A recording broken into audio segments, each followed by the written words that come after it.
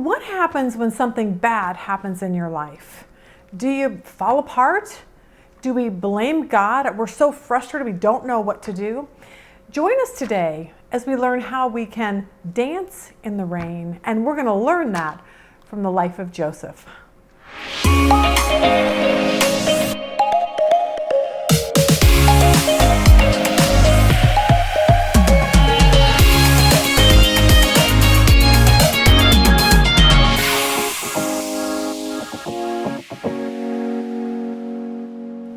All right, good morning. Welcome to our Encouraging Truth series. Super glad you are joining us today.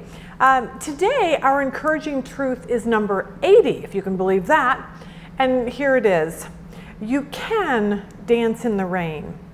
Many years ago, Rob and I wrote a book called The Equation. And finding peace through the storm is basically what it was about. And the reason we wrote it is because somebody that we loved was being really, really hurt by someone else. And it made me so sad, and it made me feel very, very depressed. And I wasn't sure how to handle this situation. But what I learned through this whole thing is that we actually can dance in the rain. We really can learn to dance amidst a storm.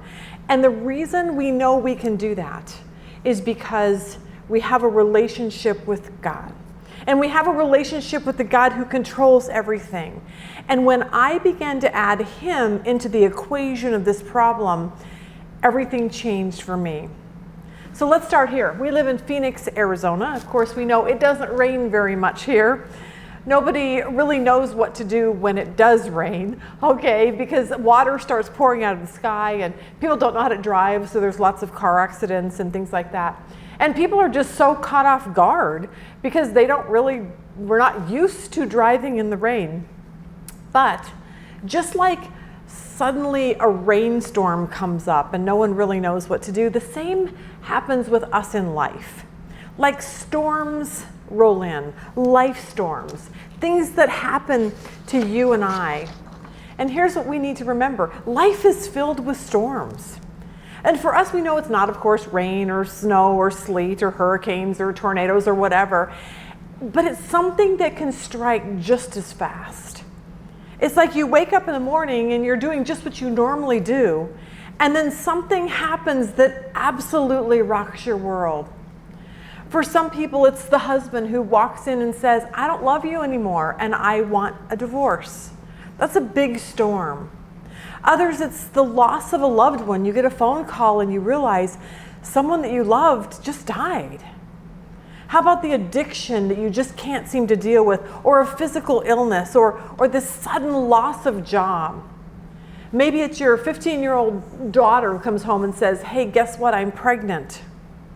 Maybe it's that child who ends up in court and is about ready to go to prison. In just a moment, everything comes crashing down on us. And suddenly the skies become dark and the winds start howling and the rain begins to pour. But when it comes to that, we all have a choice. When it starts raining in Phoenix, I have a choice. And my choice is, should I get the umbrella? Because if I don't, I know I'm going to walk outside and I'm going to be wet and I'm going to be cold and I'm going to be miserable. And the same goes for us in life. We all have a choice. Because if I didn't get the umbrella, then you know what? I would just be a mess. And see, you and I have an option to get our spiritual umbrella every time a storm comes into our life. See, we can choose to stand in the storms of life unprotected and let all these unpleasant circumstances affect us and make us wet and make us miserable. Or we can run for shelter. We can run for shelter, spiritual shelter with this spiritual umbrella. And we can live out the storm under God's protection and in peace. So today, and for actually the next few weeks, we're going to talk about Joseph. I think we've probably talked about him in this series at some point, but we're 80 lessons into it, and we have a lot of lessons we can learn from Joseph. Because what we recognize from his life is that he went through storm after storm after storm. But instead of standing in the midst of all the bad that went on in his life, he actually learned how to seek shelter with his God. And when that happened, I think he really learned what it meant to dance in the rain. And that's what we want to learn today. I think he learned through all of his problems that no matter what came into his life, with that umbrella, that spiritual umbrella above him, that he could find peace to continue on no matter what his circumstances around him look like. So here's a little bit of Joseph's story. Imagine you, being Joseph, being the pampered child in a family of 10 older brothers, where all 10 older brothers really hate you. They're jealous of you because you are the favored child. Dad likes you more than anyone else. The problem is what if your brothers hate you enough to where they want to get rid of you? And so one day they're out and you're hanging out with them and they throw you in a pit and then they sell you to some slave traders on their way to Egypt. That's what happened. For us, many years ago, we had a company and we did a lot of business in China, so the boys would have to travel. At this time, 4 of our boys were working with Rob. And but I laugh because it's like the youngest, his name is Micah, and he's so cute and he's funny, and all the kids just love him to pieces. But then I started thinking, what if they didn't? Like, what if they actually didn't like him and they really wanted to get rid of him? And so they sent him to China. And what they do is they somehow figure out how to cancel his passport, cancel his visa so he could never come home again. What if they called the Chinese government and told them that their brother was like a spy? Okay? That's just kind of like a modern day example of what just happened with Joseph. His brothers hated him so badly that they sold him into slavery. It was a horrible, horrible thing. Joseph found himself alone in a foreign country. He eventually was falsely accused of something, thrown into prison for years and years. And I assume that Joseph was so incredibly confused and angry and hurt. And I think the question we have to ask is, what would you do? What would any of us do? What would we do when we felt that kind of betrayal? What would we do? And maybe you feel that way. Maybe you were fired from a job for absolutely no reason, and you were friends with the boss. What if you were one of those that your spouse walked out on you? What if someone stole from you or lied to you? Maybe someone abused you as a child or accused you of something that you didn't do. Where do you go from here when that happens? So for us, for me especially, this person that was hurting someone that we loved, I was really angry. I was angry and mad and hurt and all the things that we feel when we feel betrayed. So I was at the cabin and I was walking up the road, and all of a sudden God gave me a math equation, and it basically changed my life. It was then that I realized that this simple math equation I learned as a child would help change the course of how I was feeling, and I'm hoping today that it helps you too.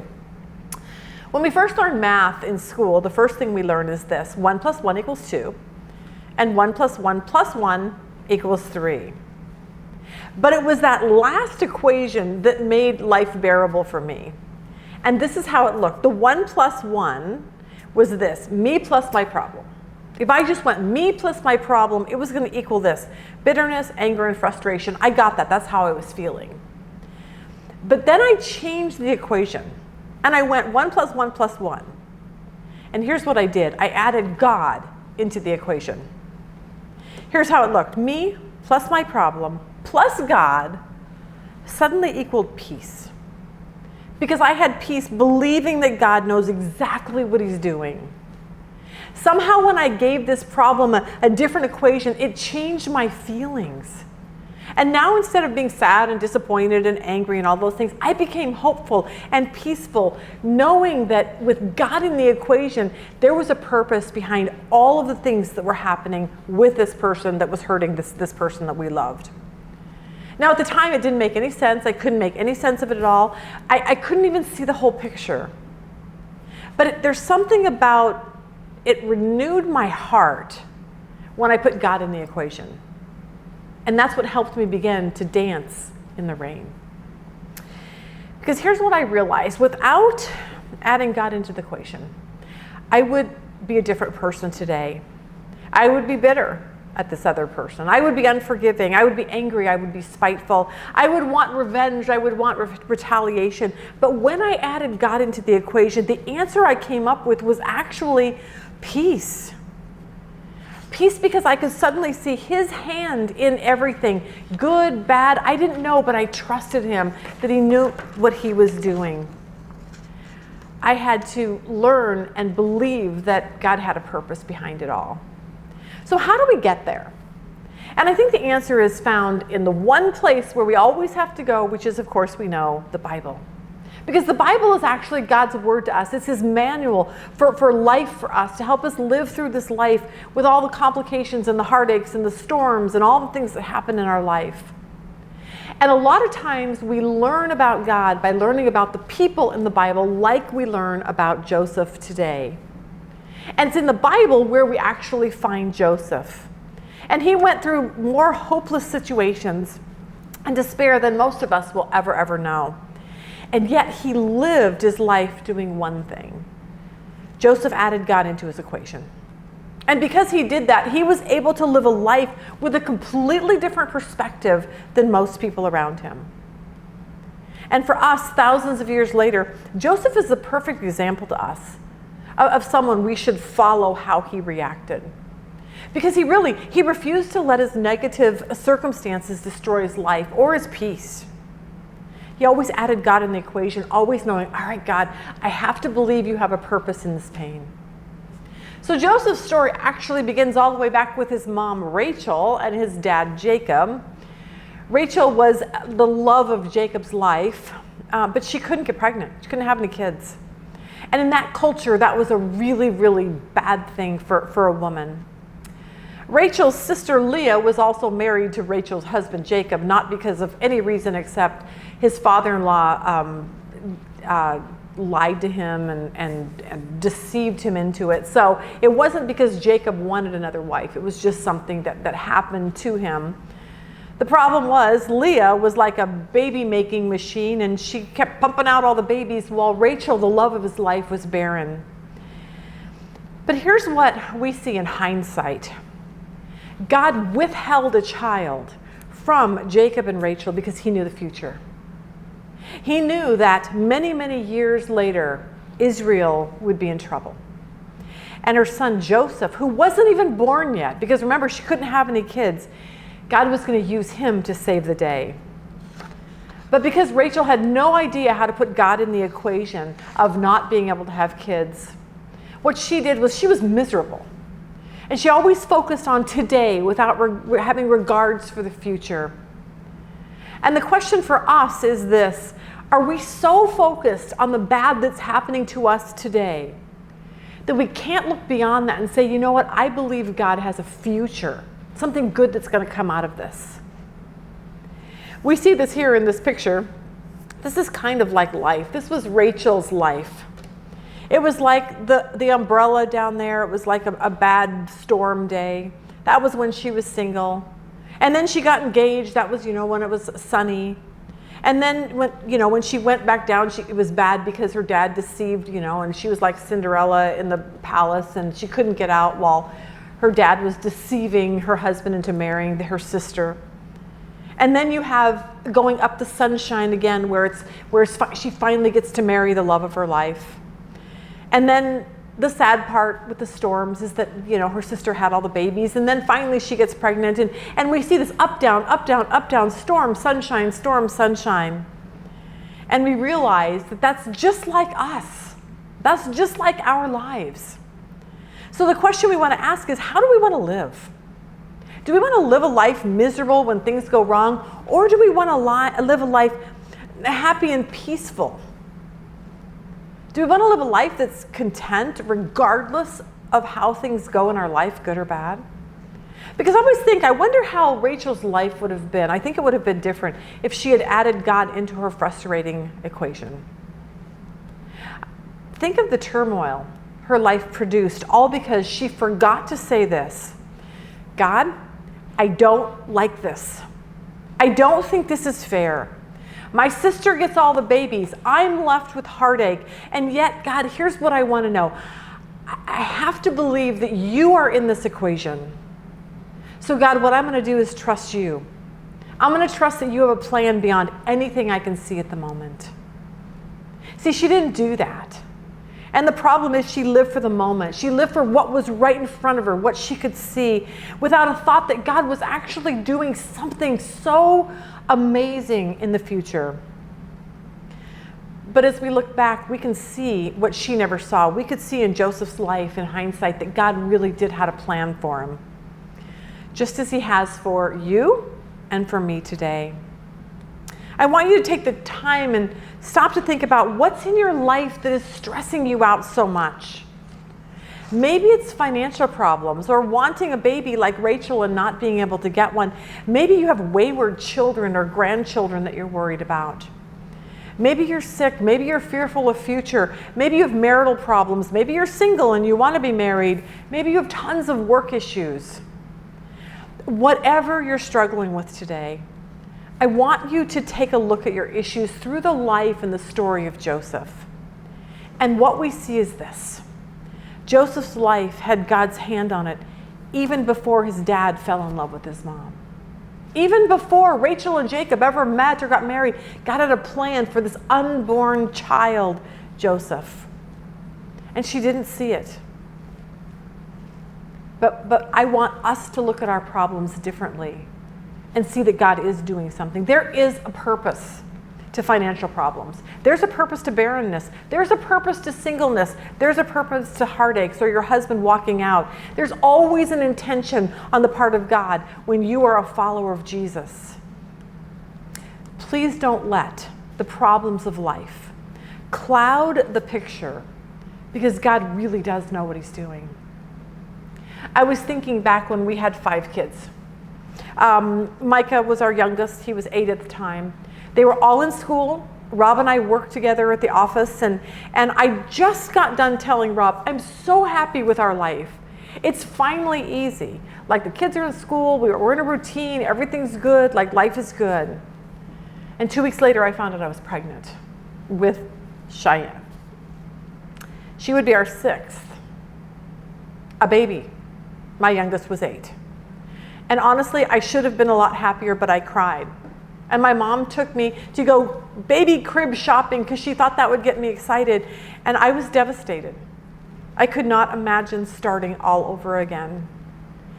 But I look back and I realize that this Bible study that we do now is a direct result of Cheyenne being born. Everything changed when that happened. And see, that's what I want us to do. I want us to be able to look at whatever happens in our life and get a different perspective, a future perspective, a God perspective. Always knowing this, God has not forgotten you. He really hasn't. And that he's going to use whatever you're going through to get you to where he needs you, because he has a purpose for your life if you are a follower of Jesus. One definition I found for the word purpose is this: the reason for which something is done or created, or for which something exists. As a child of God, we have to understand that there are reasons for what's happening in our life. That we had a reason for being born. God had a reason for us being born. He had a reason for creating us. We were not accidents to him. There's always an intention on the part of God when he creates people. Because Cheyenne was unplanned, she asked one day, she said, Mom, was I an accident? And I said, you know what, Cheyenne, there are no accidents when it comes to God. She may not have been planned by us, but we know that she was planned by God. And because of that, we're convinced he's going to use her in mighty, mighty ways. When we think of his purpose, we have to remember that he's moving us to different places. And sometimes, as you well know, the journey is really difficult. So instead of falling apart when the rain starts and the storm starts, getting bad and the wind starts blowing, instead of being angry with God and blaming him for our problems, I think we should choose to ride the storm out under his umbrella. Under his umbrella, safe and secure, still struggling, I get that, but learning to dance in the rain as we add God into the equation. And what we learn from Joseph's life is that regardless of his past, regardless of what happened with his brothers, hurting him and doing that, that never affected God's plan in any way. If you have a complicated life thus far, please embrace it. Maybe your parents are divorced, or maybe you were an orphan, or maybe your father was an alcoholic, or maybe you were poor. None of that matters. It doesn't. Your choice will be to live outside that umbrella. Feeling sorry for yourself. 1 + 1 = 2. Me plus my problems means my life sucks. You could spend your life blaming your parents and blaming your brothers, blaming everyone. Or just like Joseph, you can get underneath that umbrella of the sovereignty of God and let him use you right where you're at. So, this is what I want to leave you with this morning, with a question. How are you looking at your problems? How are you looking at them? Because whatever you're going through, are you looking at your problems and then you're fearful and angry and bitter? Are you stressed, anxious, or unforgiving? Because our job is going to be to add God into the equation of all of our life, all of our problems. Because of this, me plus my problem is always going to equal bitterness, anger, and frustration. But me plus my problem plus God will always equal peace, because I believe that God knows exactly what he's doing. I know that when you add God to the equation, it will actually change your life. And I know that because it did the exact thing for me. When I got angry about this situation, I stopped and said, no, God is in it. When I felt bitter and betrayed, and I stopped and said, no, God's going to use this. When I couldn't see a future with anything good coming of it, I stopped and said, God, I am going to trust you that even though this makes no sense to me, I know you're going to do something. That's our choice. Our choice is to either live out our equation 1 + 1 and live a frustrated life, or live out the equation with 1 + 1 + 1 by adding God, and then it changes the entire equation. Because when God adds added into our problems, we will have peace. So, that's what we do with encouraging truth number 80. It says this: you can dance in the rain. Hopefully that helps you today. Have a really good week.